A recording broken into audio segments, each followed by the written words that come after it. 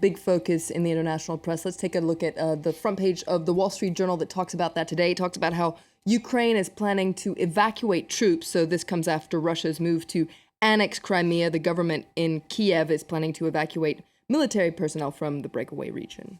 And a lot of Western papers also focusing on how the US and the EU as well are reacting to all of this. That's right. There's a very interesting editorial in the Washington Post today that points out that the West, it seems to be betting that Putin isn't going to dare extend his aggression beyond Crimea. But this article points out that Obama and other Western countries actually don't grasp Putin's Eurasian ambitions. And according to this article, the US and Europe have been too slow to grasp that Putin is actually really bent on upending the post-Cold War order in Europe and to reverse Russia's loss of domination, not only over Eastern Europe, but also the Caucasus and Central Asia. And I pulled out a cartoon in the International New York Times today that also shows that the West doesn't really understand this new beast that it's dealing with. And you can see Russia here depicted as a snake that's just gobbled up Crimea, that's saying, we're so happy now, while these little Western diplomats here are looking on and kind of confused. One of them saying, what a strange anachronistic creation.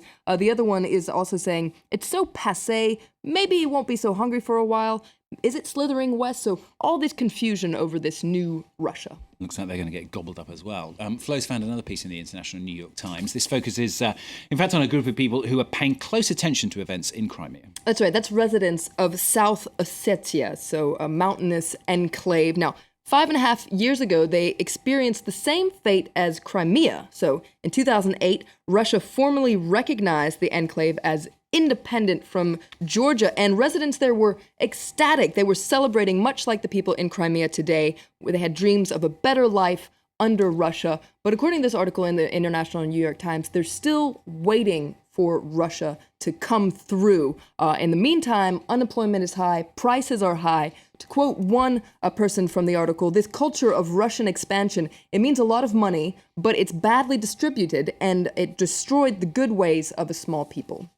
Going to move to South Africa now. This story that we brought you in the news bulletin. President Jacob Zuma coming under fire. The country's top corruption fighter saying he benefited unduly from using state money to improve his rural residence. That's right. That's his private home in Kandla. Now, those upgrades to his home included a pool and a cattle enclosure, and it cost taxpayers about $23 million. Now, he says these upgrades were necessary for security, but public prosecutor has called all this abuse. You can read about it in the South African paper, the Mail and Guardian, which talks about opulence on a grand scale and has all the details on this affair. Now, the Guardian also takes a closer look at this in its editorial today. It takes a look at what it calls the price of Zuma's spending, because general elections are scheduled to be held in May, and his party, the ANC, is likely to win those elections, but it's unlikely to be a resounding victory, according to the Guardian. The ANC's popularity is in decline, and there are a few better symbols of that decline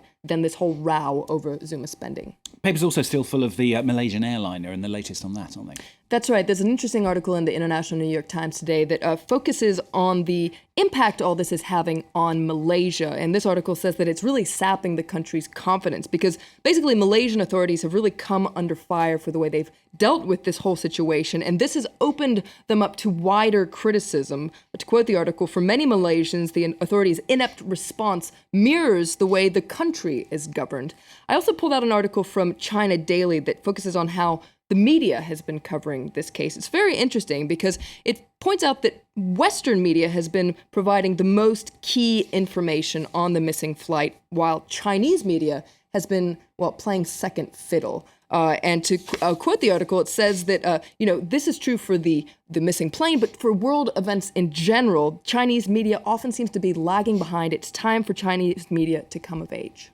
And finally, a new dinosaur has been discovered, hasn't it, in the American Midwest? That's right. It's a fearsome two-legged dinosaur. It's not T-Rex. It's not one Flo, of his contemporays. It's not a Floasaurus? A Floasaurus. Oh, it's be a good name. It's called the chicken from hell, though. You can read about it in The Independent. Its official name is Anzu Y Lei. There's a little image of it, a drawing there. Now, it looks a lot like a chicken, but a huge chicken that was 10 feet tall, weighed about 220 kilos, and had kind of a mohawk on its head there.